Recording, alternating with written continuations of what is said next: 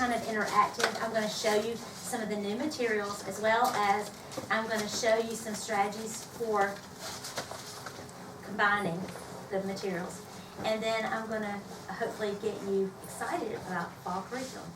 A little bit about myself. I am a public school music teacher. I teach in Watkinsville, Georgia, which is Oconee County, right outside of Athens. I live in Athens, Georgia.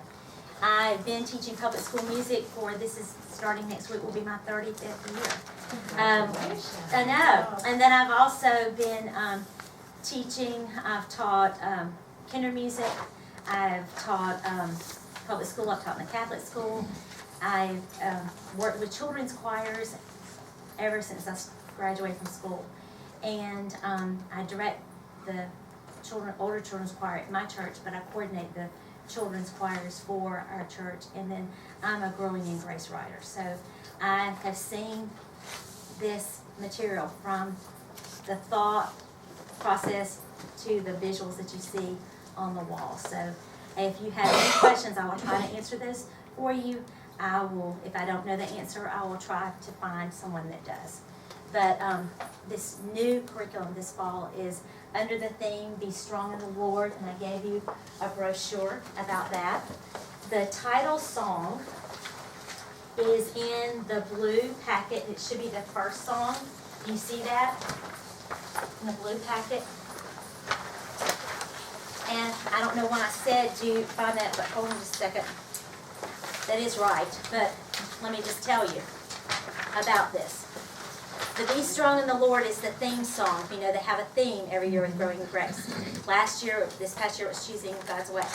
All right, this year it's Be Strong in the Lord, and it says the theme is founded on Ephesians 6:10.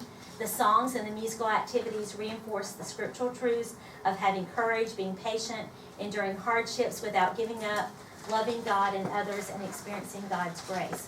Finally, be strong in the Lord and in the strength of His power.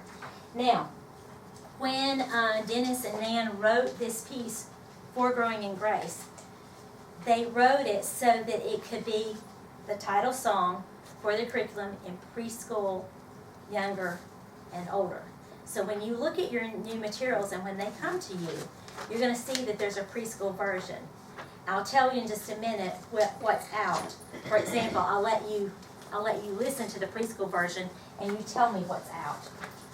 Obviously the harmony would be out, but you know, you see that there's something else too that's not there. So here's the preschool version. And you're looking at older. So here's preschool. Be strong, be strong, be strong in the Lord.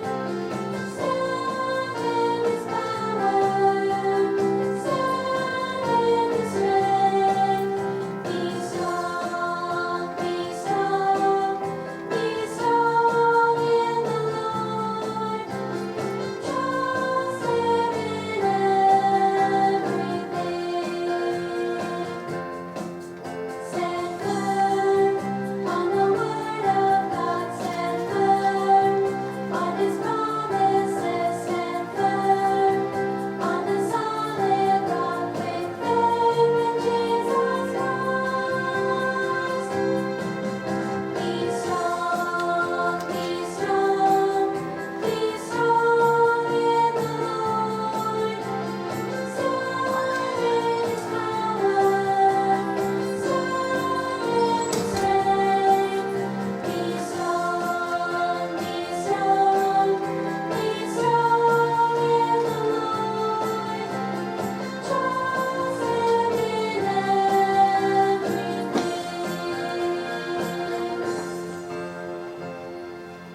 Okay, what did they do for the older children? They added the little hymn They added thing, the and hymn then they did text. a Exactly. modulation, yeah. And they added the hymn text, and they added harmony parts that are written in, right? And so what I'm saying is they developed it so it's age appropriate throughout. So this could be a piece that you could actually have sung at the end of your choir year with all age groups. You just do different things with it. Does that make? And we're going to talk about that in just a minute. But let me tell you one of the coolest things about this year.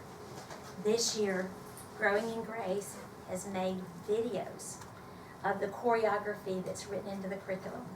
So instead of you, I don't know about you, but when I read movements, I go, and I try to do it, and I go, no, wait a minute. And I'm a visual learner, and so I have to learn visually. So we're going to share one of those with you. So would you stand up? And here's the video clip, and we're hoping this is going to work. Yes, last class got out late.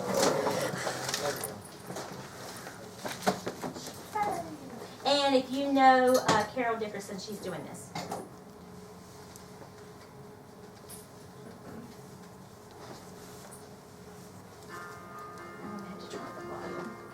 Do the motions with her. Be strong, be strong, be strong in the Lord. Stand in His power, stand in His strength. Be strong, be strong, be strong in the Lord. Trust in everything. Stand firm on the word of God. Stand firm on His promises. Stand firm. Solid rock with faith in Jesus Christ.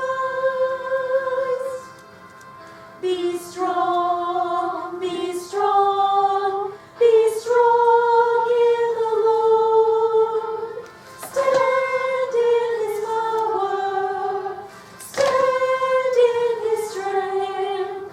Be strong, be strong, be strong in the Lord. Trust Him in everything. Stand firm on the word of God. Stand firm on His promises. Stand firm on the solid rock with faith in Jesus Christ.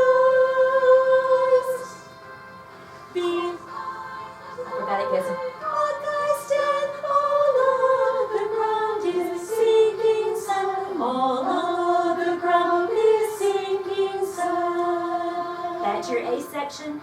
Be strong, be strong, be strong in the Lord. Stand in His power, stand in His strength. Be strong, be strong, be strong in the Lord. Trust Him in everything. Trust Him in everything.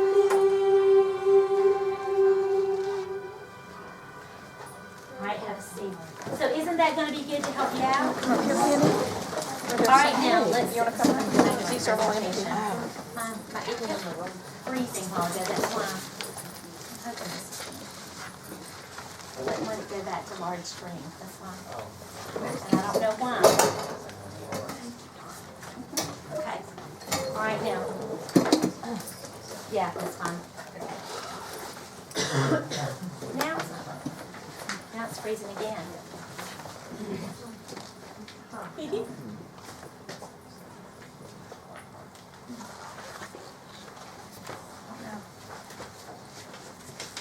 You may just have to advance it for me for a few minutes if you don't mind. Do you mind doing that?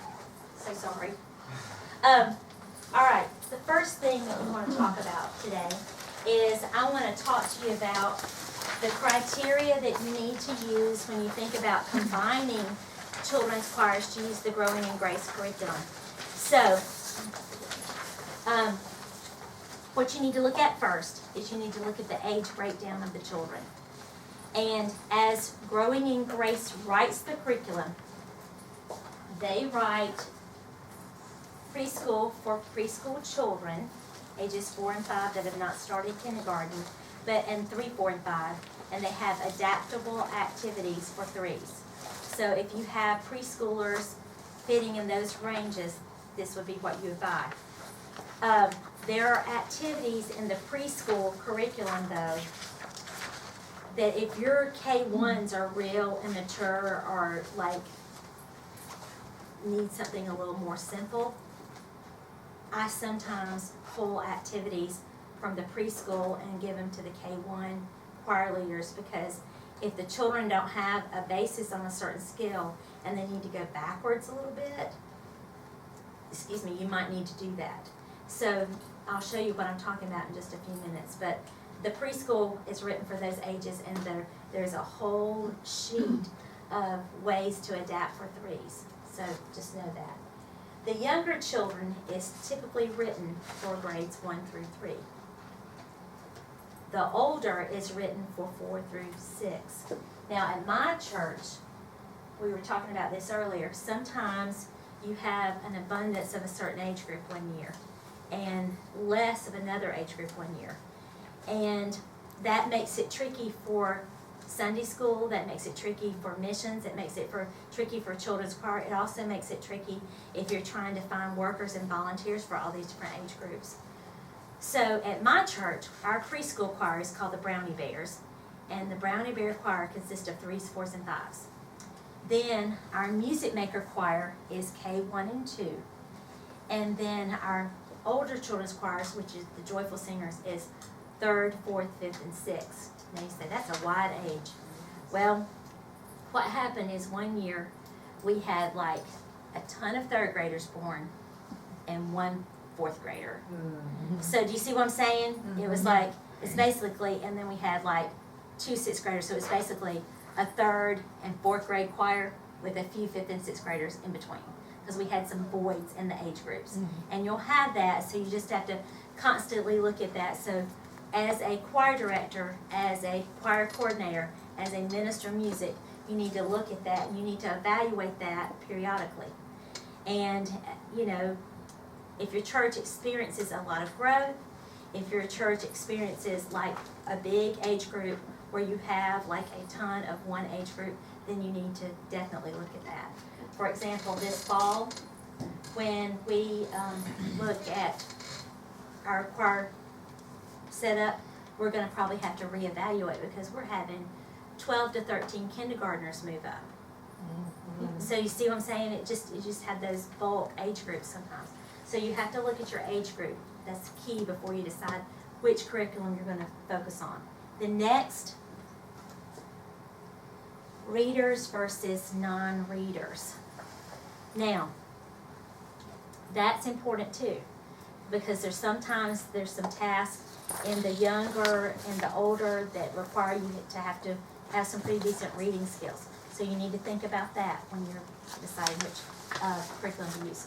Next, the maturity level. You know how sometimes you have some real immature children, and then you have some real immature children.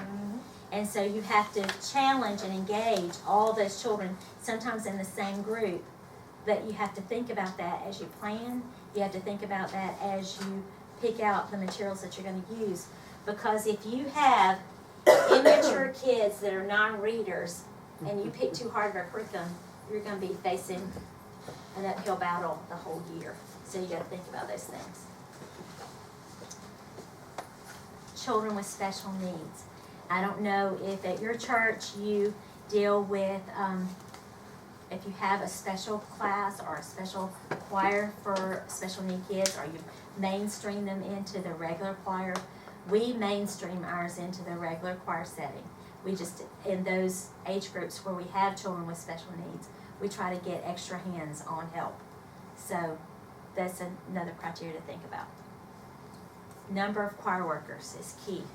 If you don't have enough extra people, then you certainly don't want to go into an age group of curriculum that has too many things to be made or put together that you can't have the help to get that done. So the number of choir workers.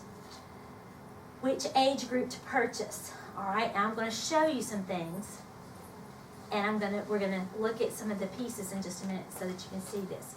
If your choir is mostly 1st through 3rd graders, then pick the younger.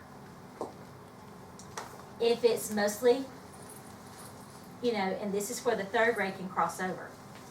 If it's mostly 3rd through 6th with maybe just a few, or if you're just gonna have to look at your kids, that's all I can say. But if they're pretty mature, they're good readers, you think that they can handle more difficult challenges, then go with the older. But if you have like maybe 2 3rd graders that are 3 3rd graders, then they might need to stay back.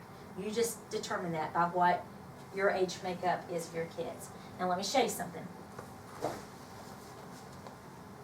In the curriculum now, as it stands, you're going to have 2 sets of rhythm cards that you're going to be able to do standalone rhythm activities with, and then there's games and activities that go with this. But I want you to look at this. Here's the younger. These are, notice it's got ta or quarter notes and the rest. You see lots of that same thing over and over in different ways. Now, this is harder for them, but you see that could be a challenge if you decided to keep your 3rd graders in. But that's the rhythm cards. You've got your 8th notes there. All right, now here's the older children rhythm cards for general use. What are you seeing? I got mixed up. So do you understand? So the materials are different, but the materials are definitely taken up a notch for the older children. That they're going to be expected to be able to do some of these kinds of things. And so you need to think about that. You need to look at the materials, and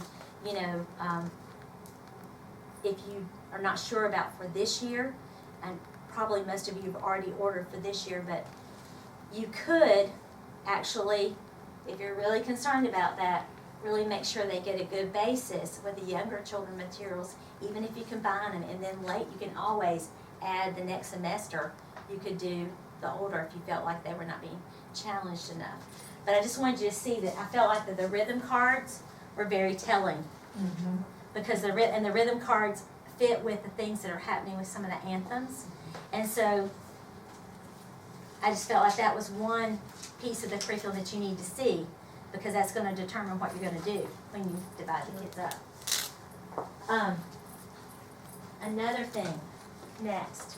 So the scores are easier to read with younger children, and then in the older children, there are more terms introduced. You'll see that when we switch back and forth from green to blue, you'll see that there's more things expected of the children.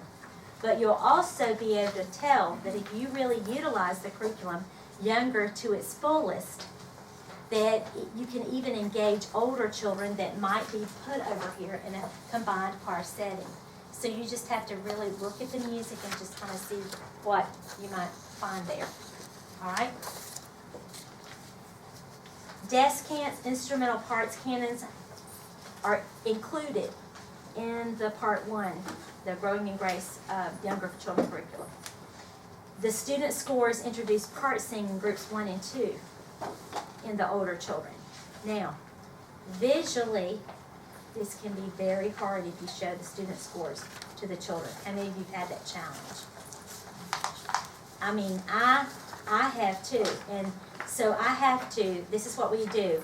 We all learn Part 1, we all learn Part 2, then we go back and I take a highlighter and we highlight, y'all are all following yellow and y'all are all following pink, you know, because visually, it's just tricky for them. So you have to think about all those things when you decide what you're going to do and what you're going to purchase, because you don't want kids to be so frustrated that they don't come back this week because they can't follow what you're asking them to do. And that also means that if you do decide to go with the older curriculum, that you're going to have to really break it down to teach it. And it might be that you do a lot of rote teaching before you ever show them the printed student score. That's so very, very important, so they don't get frustrated. All right? There's a lot of really cool activities in the curriculum. You need to have enough choir workers to assist with small groups. And if you have, there's just tons of stuff to do. There's the kid pages.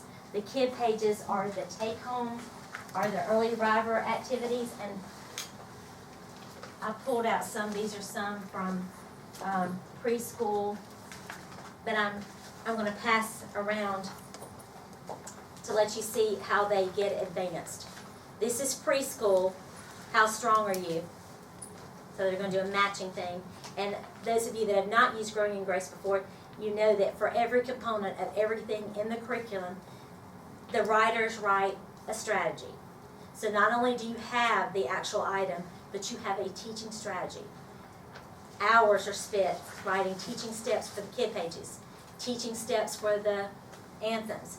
And then we have to write lesson plans that incorporate all this stuff, which are called session plans. So all this stuff is included for you, but you see how that's very preschooler friendly. Could that also be first grader friendly?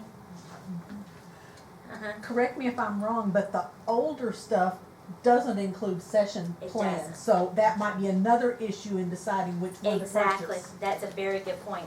And I should put that up there in my PowerPoint.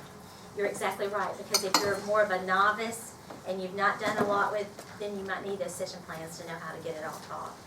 And then with the, let me show you this, look over at this pumpkin thing. This pumpkin thing on the board here is called High and Low Pumpkins. This is in preschool, but think about how you could also use this with first graders and second graders, especially if you're not sure if they can read rhythm really well. This is used in a variety of ways in the curriculum. This is used in the fall to teach how rhythm occurs in syllables, like TT and Ta. But you chant it first, pumpkin on the split pumpkins, and then round for the solid ones. So chant it with me. Pumpkin, pumpkin, pumpkin round. Pumpkin, pumpkin, pumpkin round. And then later you would add the icons with, the quarter note and the eighth notes and stuff like that. But also this is used to teach high and low too. So, and they sing it on So and Me. So it's so, so, me, me, so, me, so, me, me, so, me. And then later it's used where the kids get like a blank sheet of straw and they compose their own piece using So and Me. So, do you see what I'm saying? You see how what you need to do is you need to like talk to your preschool friends, like if you've got really young kids, and say, can we share some of these ideas? Because that would be good, because if they're still having trouble with in-tune singing and they don't know where So and Me are, then this is going to be very helpful to pull back some of these preschool ideas in with the younger children. So that's just another thing. And then here's the thing where you feed the dog.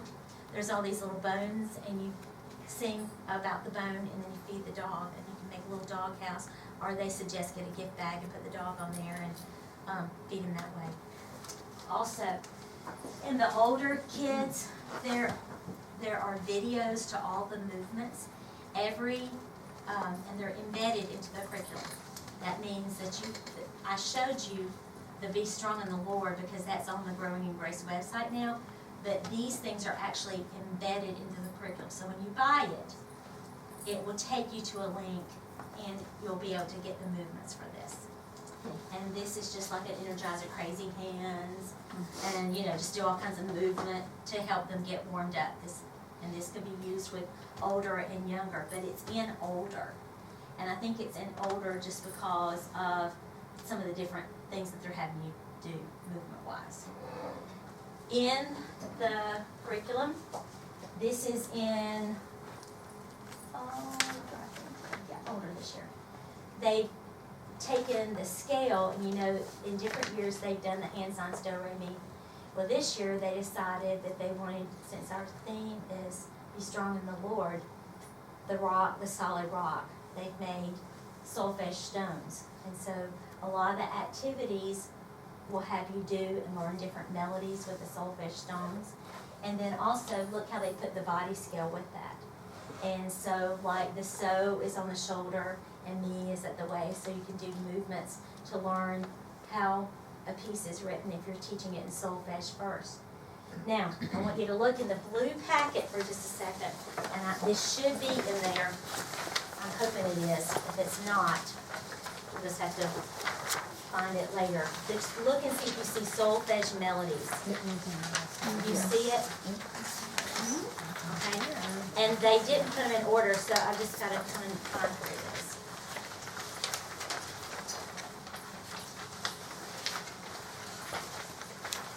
I just have to let you hear it. Okay. Yeah. Now, what you would do is you would teach melody 1 and teach melody 2, and this is kind of written like a partner song. So I'm going to let you hear it so that you can see how this works. But if you decided to buy older, and you had a combined choir, and you had just maybe a good few second and third graders, they could probably do this, but what you'd have to do is you'd have to really secure part 1, really secure part 2, and divide the group and have strong voices in each group, older kids in each group. Don't put all the young ones on one part, just equally divide the group, so I won't let you hear this. So let me go back to playlist.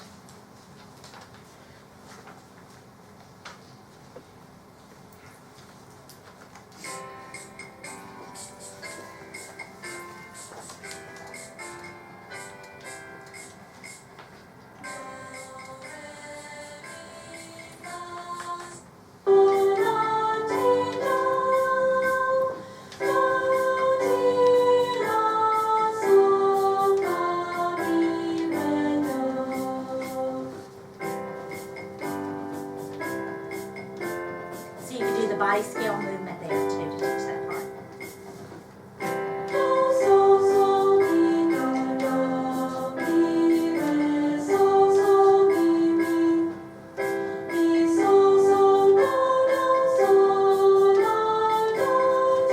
And here comes the partner song idea.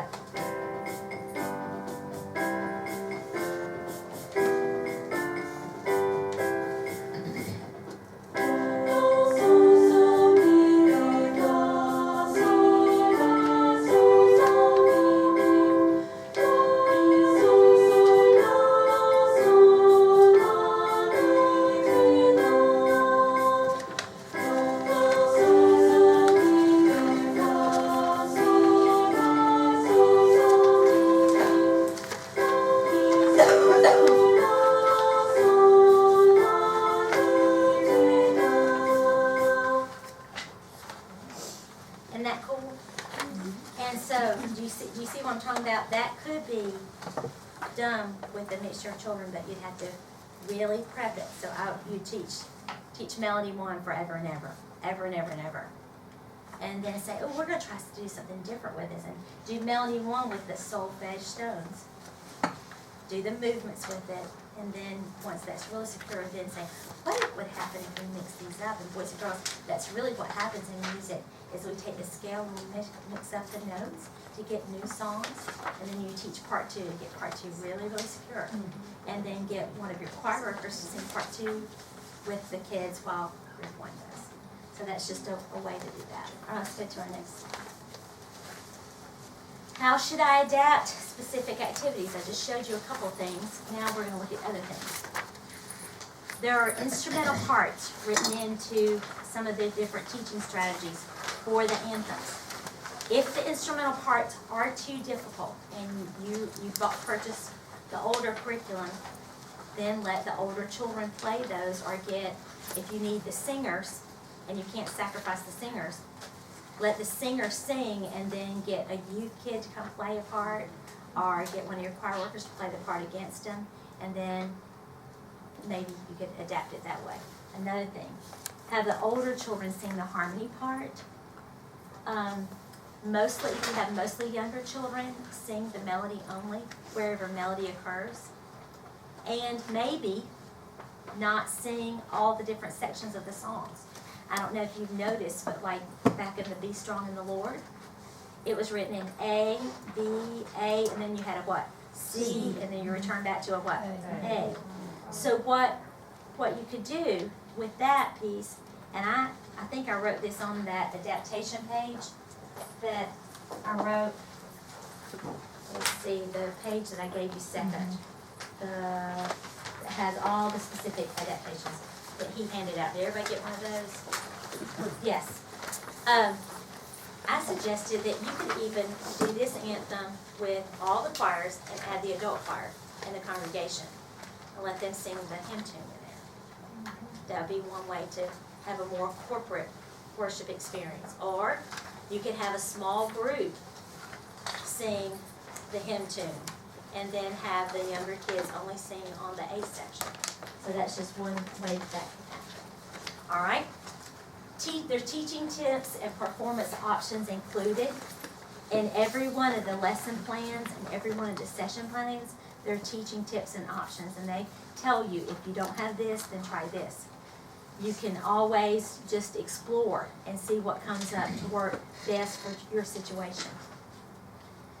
If the piece warrants it and you think it will work, you could have a child sing a solo part on an anthem and then the full choir joining on the refrain.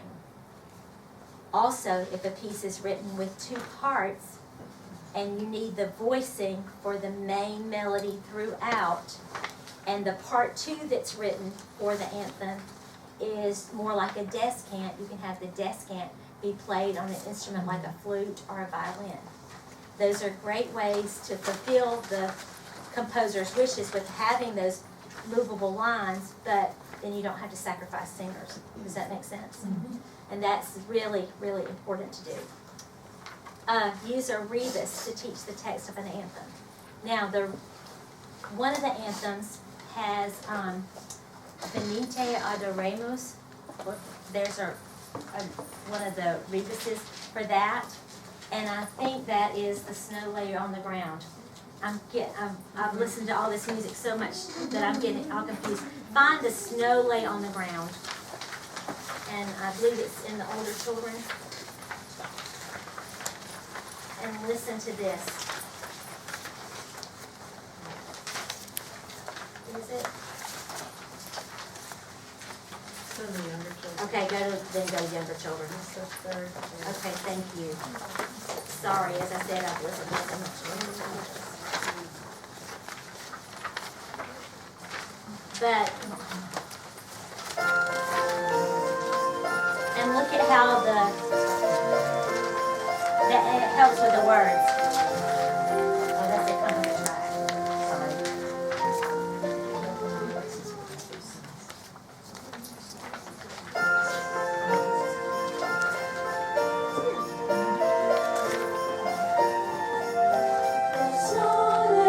Sing along with it.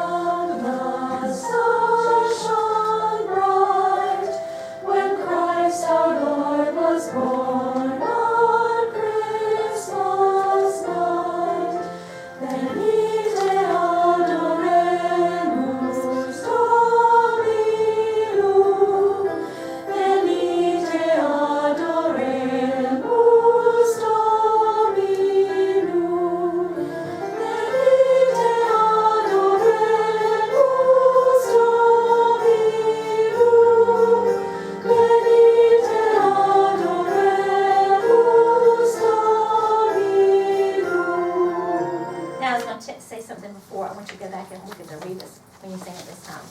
Now, I want to tell you something about this particular piece. Singing the different language, singing the Latin, can be a challenge, but it can also be an engagement tool. Because you can tell the kids, we're going to learn to sing in another language tonight. And they'll be going home and be singing that to everything that they hear. But the thing about it is, if you felt like that they couldn't be secure on that, then that would be a beautiful place to put a little small group singing. And really pure little head voices. That would just be gorgeous. But look at how the graphics, go back to the beginning, and I want you to look at how the graphics work with teaching the words.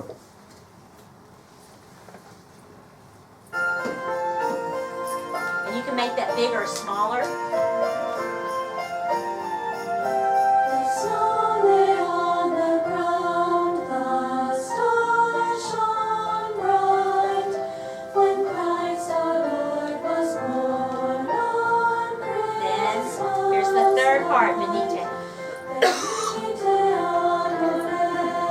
Sing along.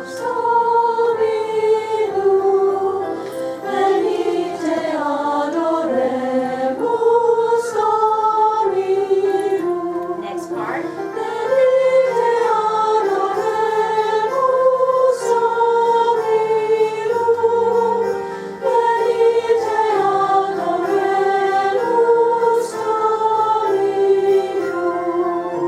Then Christ is Twas gentle Mary, maid so young and strong, who welcomed here the Christ child with a song. She laid him in a stall at Bethlehem, and cow and oxen shared the roof with them.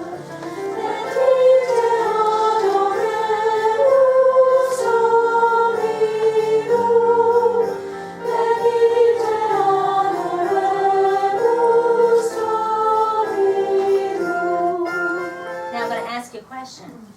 Could you have used a solo in there somewhere? Oh, yeah. Yes. Would it be pretty to do that? Yes. On that, it would be, and can you tell that because of the way that anthem is written, even though it is in the younger children, would that engage older children? Simply because you've got that Latin text in there. That way, and so, as I said, they're constantly picking and writing anthems and putting things together that can be used for multiple ages. So sometimes, just try to look at it differently and try to figure out what will work best for your situation. All right, now, look at, let's see, go to the next. Include a youth choir member or a teenager to play instrumental parts. We've talked about that. Those are all just ways to do it. We've done some things with it. Now I want to show you some of the other songs that I think that you will enjoy in the curriculum. And I'm just going to go really, really fast. And then we're going to talk about some stuff. And then that sheet that I gave you is ways to adapt. If you look at it, I've taken every anthem in younger and every anthem in older, and I've given you ways to adapt it. So, we've done the Be Strong in the Lord, Praise You. Now this piece in the older children packet, this piece has group 1, group 2. If you think that you could not pull this off, then just sing part 1 throughout. Because it's better to have a good unison than a mess. So,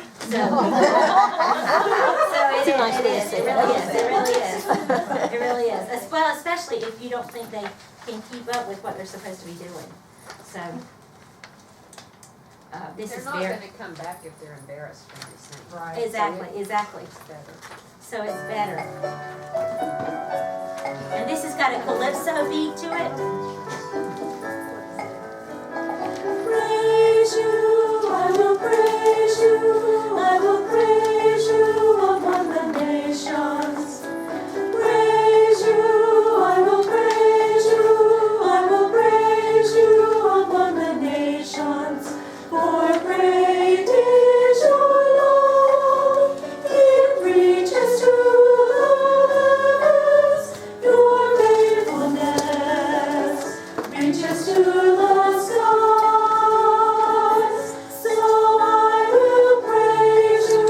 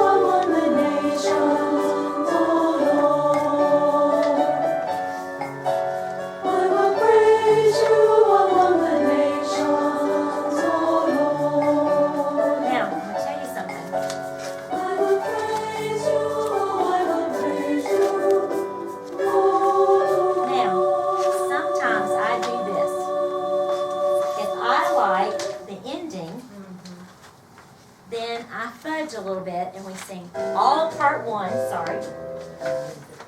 And sing all part one and then I fudge and teach the harmony on the ending. Or either I have them to go up to the melodic line that has us ending beautifully. So that's what I recommend you do. You choose the ending that you want, and that makes it work. Did you have a comment about that? If you had it available to you, you could take parts of that higher part and put it on handouts. Yes, you could. That would be absolutely gorgeous on bells. It would be, and I think it'd be really cool to add that calypso part in there, on maybe a wood block or something like that. So, but you see how just because it's written, it doesn't mean that you have to do it all. You do what works for you. And I think sometimes as musicians and choir leaders, we really want to get it all done, and we have limited time with the children. So we have to do what's feasible to work in our situation. All right, that's a gorgeous piece, and you know what it works on? Those ooh vowels that raise you. And to help you with the ooh, another little trick is to pretend like you're pulling spaghetti noodles out when you ooh. That will help. Also, a lifesaver. Give them all a lifesaver, and have them pretend like they're pulling spaghetti through the lifesaver ooh, on the vowels. All right, the wise and foolish builders. This is the story in the Bible from Ephesians. And was anybody in here earlier in the sound story session that I did? Okay. This is the anthem that's taken from. And so what happens is, as one of the activities that you get to do, you get to take the story of the wise and foolish builders and you get to do a sound story. And you get to create sound effects with it. So what is our time right now? So we've got 16 now. Oh, well, I'll show you something.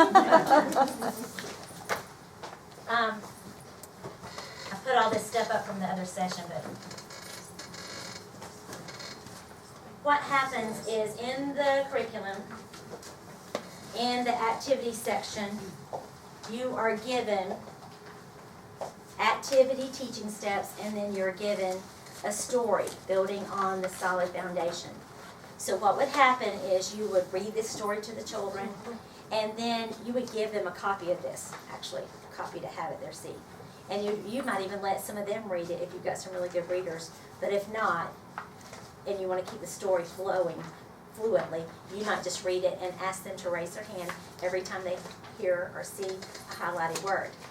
All right, when you do a sound story, story is when you take a story, find key words or key sounds, and you put instruments with it.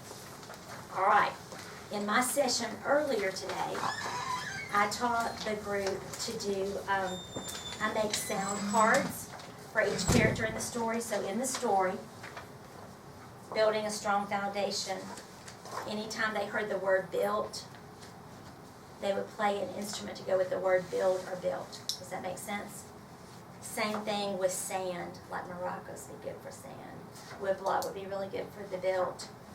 And then flow waters, an ocean drum, or having lots of people do streamers, or the whole group doing rain sounds and thunder sounds, stuff like that.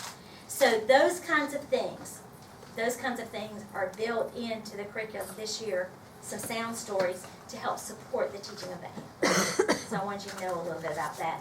If you like these cards, I made these. I'm going to make these available. I'm going to send them to Terry. And you have my permission to have them. But I did one for every character in the story. So, but anyway, I just wanted to show you that there's some activities that support the anthems. And so actually, you could do that story with younger, you could do it with older, even though it's in the older curriculum, and because that would be a really good basis for the whole theme, for the whole year. So I just wanted to share that with you. All right, now let's look at some more of the music real fast. Let me let you hear this, the wise and foolish builders.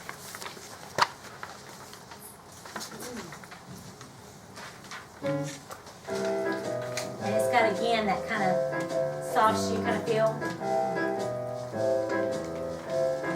Snap it.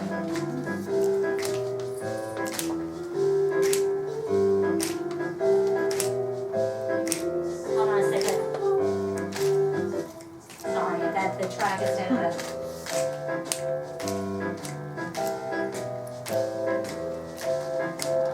The wise man built his house upon the rock. The wise man, he used cinder block. When the rains came down and the streams rose and the winds blew, what do you suppose? Did it stand the storm? Did it fall apart? No, 'cause building on a rock is smart.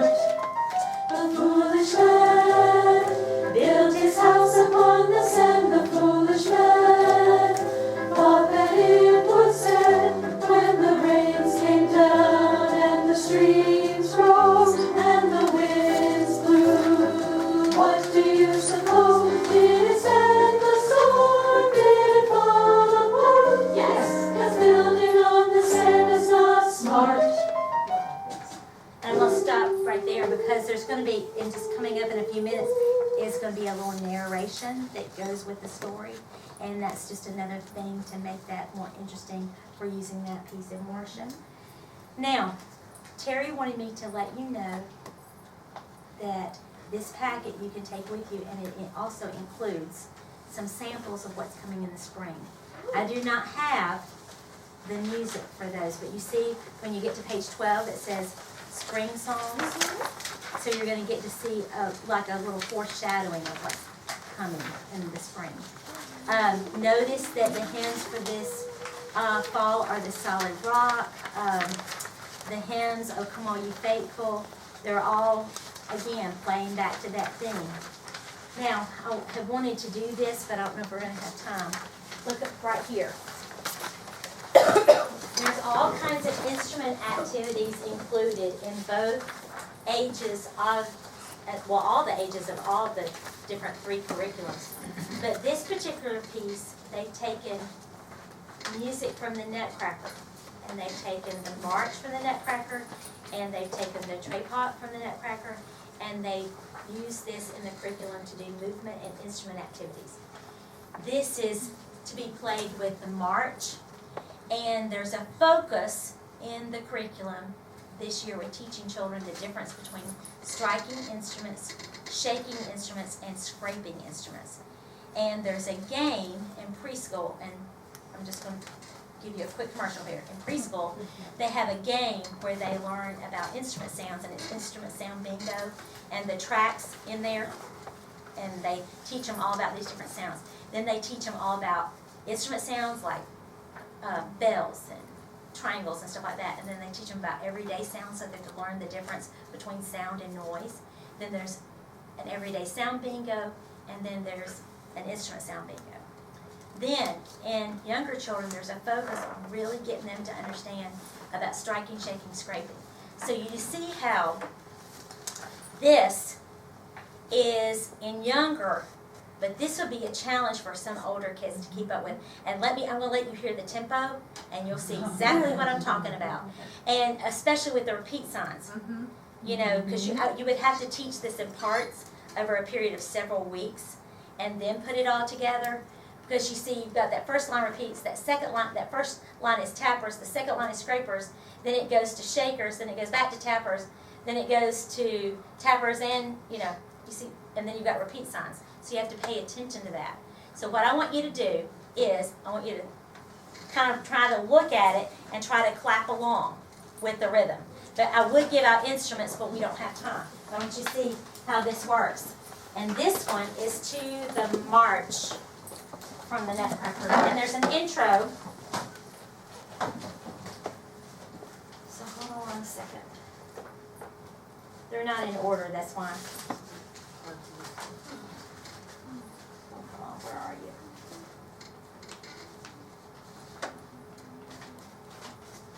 Oh no, where are you? This is. Oh, let me go backwards.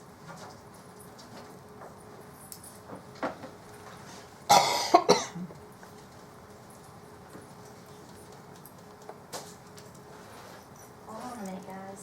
Is it in older? The tray pock is in younger. Hip hop is in younger. not seeing it. Let me look here. Well, here, let me let you hear the scarf. The scarf goes to this. This is the scarf activity for the tripod.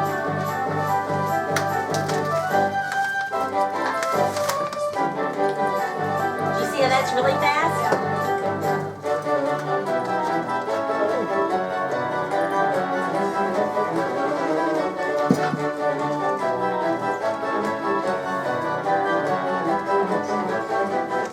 And then, I will find this one, I don't need it. Just like everything. Alright. Praise you. Wasn't that my day? You all crazy. Here's the Crazy Hands Energizer. And I don't want to teach you these motions because I've not seen them yet. I've not been able to get on to that and see what they are. But that's the visual for it.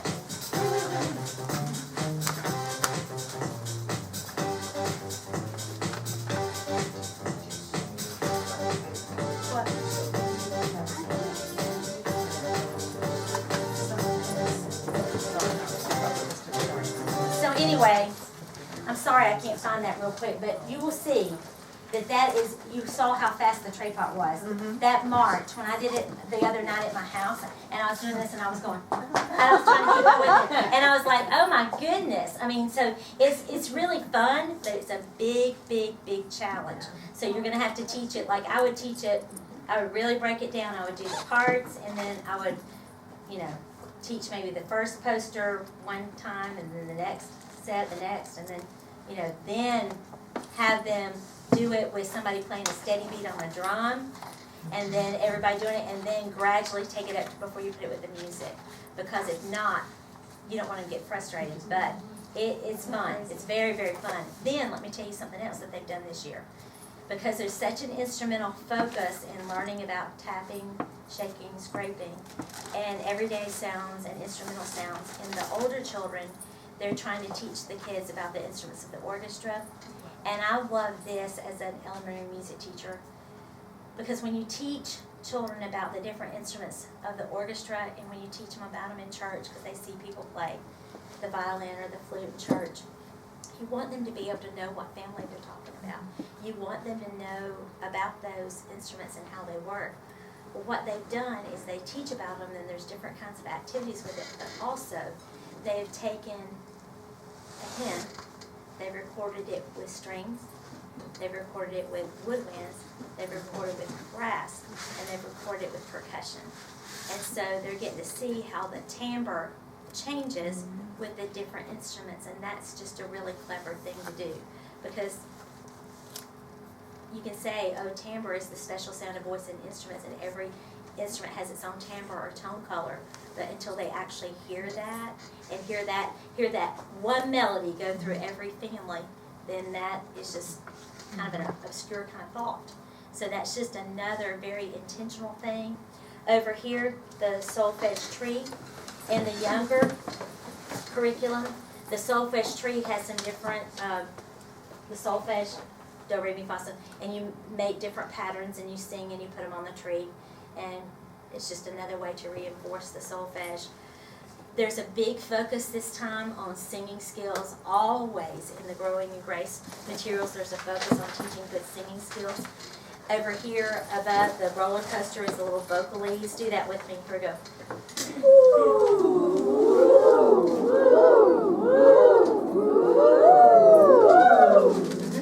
And then there's a big focus on long phrases. I don't know if you noticed that. Praise you, I will praise you. That was lots of very long phrases.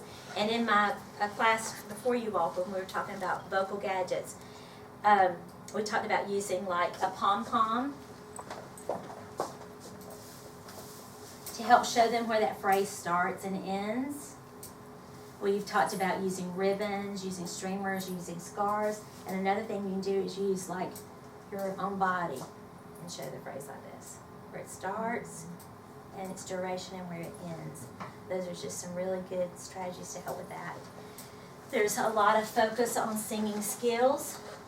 And this is not, I don't know if you can tell, but it's got movable things. So at the beginning of the year, I would recommend laminating all this stuff, and so that you don't have to use tape every week, and so that it's very durable. I would put Velcro here and Velcro here. And when you're teaching an anthem and you're wanting listening ears, say you're listening to it on the recording, then you put that there. And you just help them focus on things that help them become a strong singer. Hands by their sides. I was telling the adults in this session right before you all, sometimes it's really hard for children to understand what you really mean, even though you tell them 350,000 times to stand tall and put their hands by their sides. One thing that I learned is putting a sticker right here. Sticker right here. So keep your hands by the sticker. Especially when you're practicing in rehearsal, not during a time when you would be singing the worship, but just helping them know where they got to tap that. And so, also a sticker on the shoulder to sit up tall. And you might be letting them listen to a piece, and you might walk around and have them, oh, I'm looking for super singers that are being very strong with their singing skills and sitting tall, and put a little sticker on their shoulder to help them remember that. Another thing, in the older children's curriculum, there's lots of stuff about reinforcing those singing skills. Focus, stand tall, arch the phrase, breathe deeply. And the preschool choir curriculum is a really cool song about a donkey. And I taught this in my preschool session this morning, but it has a clip-clop sound, and if you've never done this before, this is your new favorite instrument.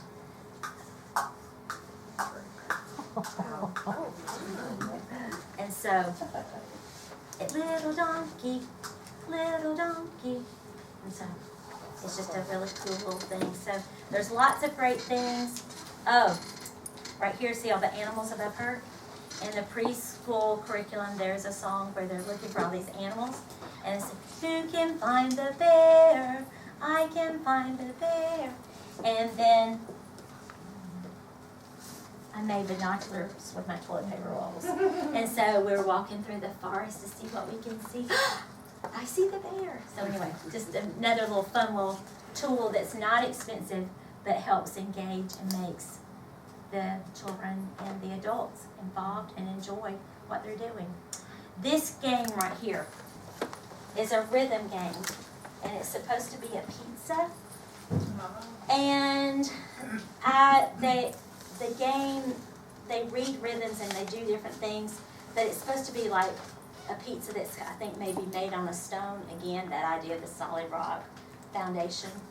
And then I was going to tell you there are posters in the curriculum to help teach those motions that we talked about in the beginning.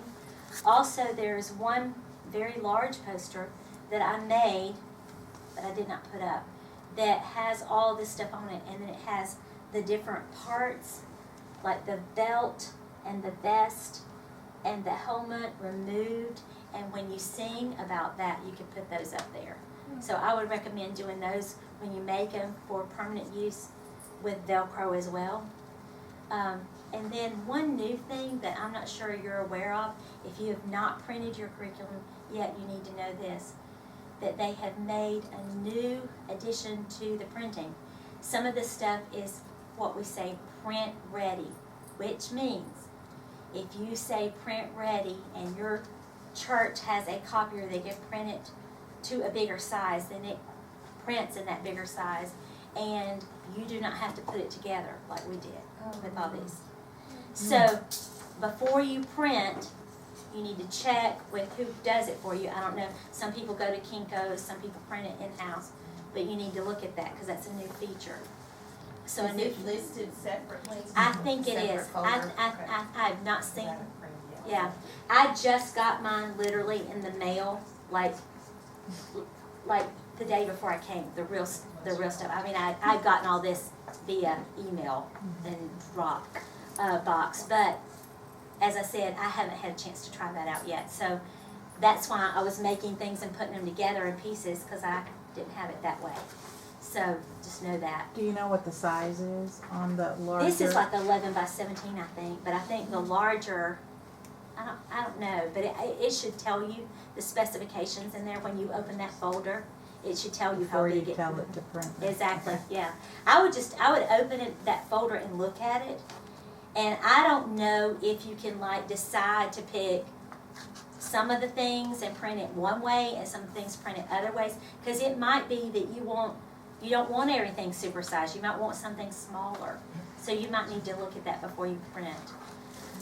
Also, if you're not aware of it, Growing in Grace has come out with a new musical. It's called Unplugged, and it's very timely for us in our society about learning to take time to develop relationships and not be so always tied to our devices and everything.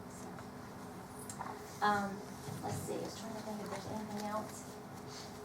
There is so much stuff, and I mean, that suitcase is full of stuff, and I left 3 more notebooks at home of all the stuff for this year.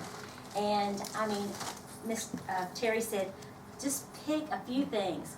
Well, I go, oh, I like this. Oh, I like this. This is, you know, and so it's just hard to pick. And you will find that as you prepare for the fall, you'll have some very favorites, and you'll have some things, oh, I like this, you know. So just enjoy it and have fun with it.